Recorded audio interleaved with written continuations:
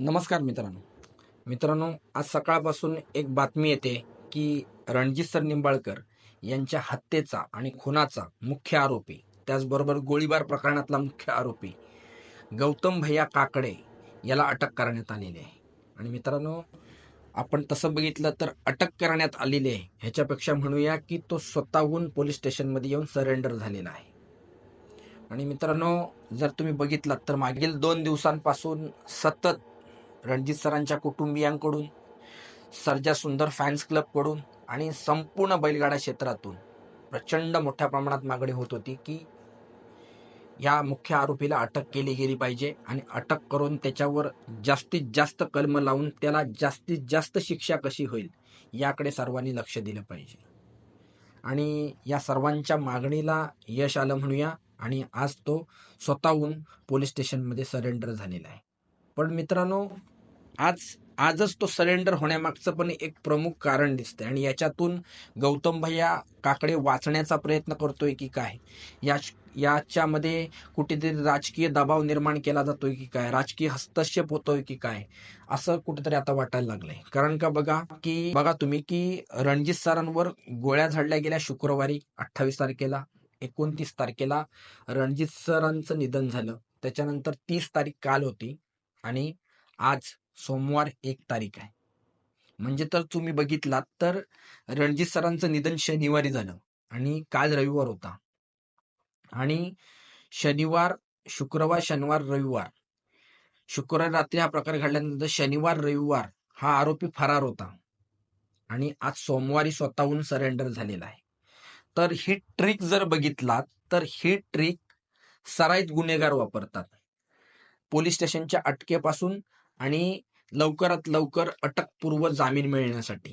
कारण का, ज्यांना शासकीय कारभार माहिती आहे त्यांना सगळ्यांनाच माहिती आहे की शनिवार आणि रविवार ह्या 2 दिवसांमध्ये कोर्ट बंद असतं, आणि तुम्हाला अटकपूर्व जामीन मिळवायचा असेल तर तुम्हाला कोर्टामध्ये जावं लागतं, आणि कोर्ट सोमवारी उघडतं. त्याच्यामुळे जर शनिवार आणि रविवारमध्ये गुन्हा घडला तर बरेच जे सराईत गुन्हेगार आहेत ते या 2 दिवसांमध्ये फरार होतात, आणि या 2 दिवसांमध्ये फरार होऊन सोमवारी स्वतःहून पोलीस स्टेशनला हजर होतात आणि कोर्टामध्ये त्यांना सादर केलं जातं आणि तिथून ते अटकपूर्व जामीन मिळवतात.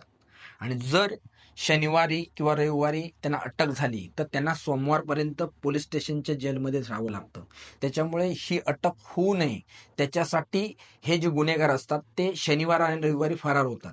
आणि जेव्हा हे रणजित सरांचं निधन झालं आणि त्याच्यानंतर ही गौतम भैया काकडे हा फरार आहे ही बातमी आली, तर बहुसंख्य जण हेच म्हणत होते की हा फरार जरी असला आणि आता पोलीस जरी सांगत असले की त्याच्या मागावर आपण टीम सोडल्यात, तरी हा माणूस, फरार असलेला माणूस सोमवारी स्वतःहून हजर होईल. आणि तसंच झालं. आज हा माणूस स्वतःहून येऊन हजर झालेला आहे. आणि त्याच्यामुळे आणि सगळ्यात मोठा राजकीय हस्तक्षेप होण्याची भीती निर्माण होते. कारण का, या माणसाचा राजकीय बॅकग्राऊंड आहे, हा राजकीय बॅकग्राऊंड असलेला माणूस आहे. त्याच्यामुळे हा कोणाची मदत घेण्याचा प्रयत्न जरूर करेल आणि ह्याला कोणी ना कोणीतरी नक्की वाचवण्याचा प्रयत्न करेल. परंतु मित्रांनो, पण या गोष्टीवर जोर लावून धरायचा आहे आणि ह्या आरोपीला जास्तीत जास्त शिक्षा कशी होईल यासाठी आपण सर्वांनी प्रयत्न करायचे आहेत. कारण का, या माणसाने जो प्रकार केलाय त्या माणसाच्यामुळे आज एक कुटुंब पूर्णपणे उद्ध्वस्त झालंय. आज या माणसाच्यामुळे बैलगाडा क्षेत्रावर एक काळा डाग लागलाय. आज या माणसाच्यामुळे आज बैलगाडा क्षेत्राला खूप मोठा धोका निर्माण झालाय. आज या माणसाच्यामुळे खूप मोठा परिणाम बैलगाडा क्षेत्रावर होणार आहे. आज खूप मोठी मोठी मंडळी आज म्हणताना दिसते की आम्हाला फॅमिलीकडून सांगितलं जातंय की आज बस झालं बैलगाडा क्षेत्र, आता ह्याच्या पुढे आपल्याला बैलगाडा क्षेत्र करायचं नाही, आपण इथून बैलगाडा क्षेत्रातून एक्झिट करूया. आणि हे या गोळीबार प्रकरणाच्यामुळे झाले. त्याच्यामुळे ज्या माणसाच्यामुळे आज एक तुफान वेगानं आणि एक खूप चांगल्या पद्धतीने हे क्षेत्र चालत असताना त्यामध्ये मिठाचा खडा टाकण्याचा प्रकार या माणसाने केलेला आहे. आज एका कुटुंबाला उद्ध्वस्त करण्याचा प्रकार या माणसाने केलेला आहे. आज आज घरातला एखादा करता माणूस गेला की कुटुंबाची काय अवस्था होते ते आज आपण रणजित सरांच्या कुटुंबाकडे बघितल्यावर समजते. आज मित्रांनो, अंकिता ताईकडे बघितलं की आपल्याला काय अवस्था आणि त्यांच्यावर काय डोंगर कोसळला हे आपण बघू शकतो. अंकुरण 9 महिन्याची आहे आणि आज 9 महिन्याची असताना आज तिचा बाप तिला सोडून निघून गेलाय.